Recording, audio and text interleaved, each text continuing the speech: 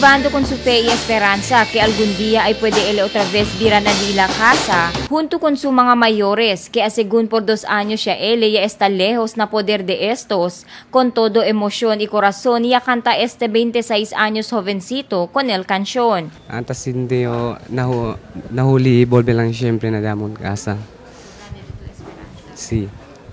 Kaya no hay man claro de among caso. Igual con si Jeffrey, el otro miembro del banda también, mga inmates allí na Zamboanga City Jail.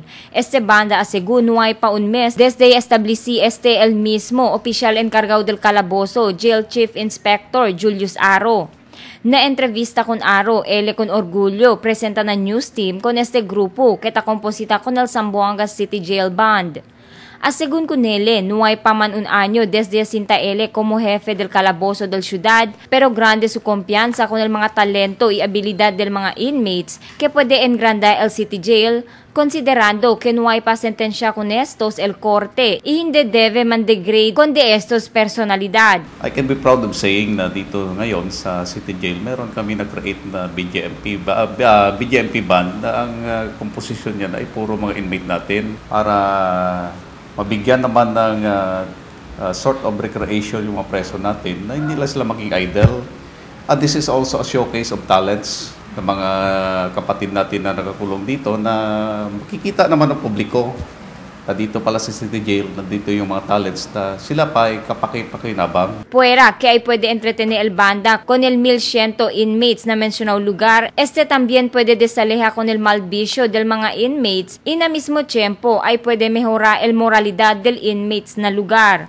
En este razón, alegre el 24 años vocalista del banda, si Ray Madula, por este inisyativo de Jail Chief Inspector Aro, que tadali kanila oportunidad para dali mira di ila mga talento que mismo adentro del calabozo sila ya pwede descubrir. So, isa git numero 1 git kami tapidi kunili kasi bing grande git sa oportunidad para kunamon, ya pwede kami assist ali diamon.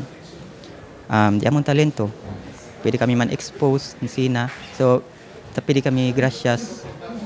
More power git con Sir Warden Aro. No hay pa man un mes antes establecí el banda del grupo, pero notable el grande habilidad de estos para competir y incluir na lista del cuantos grupo que tiene ya di ila mga banda como el Philippine Air Force, military y otros pa.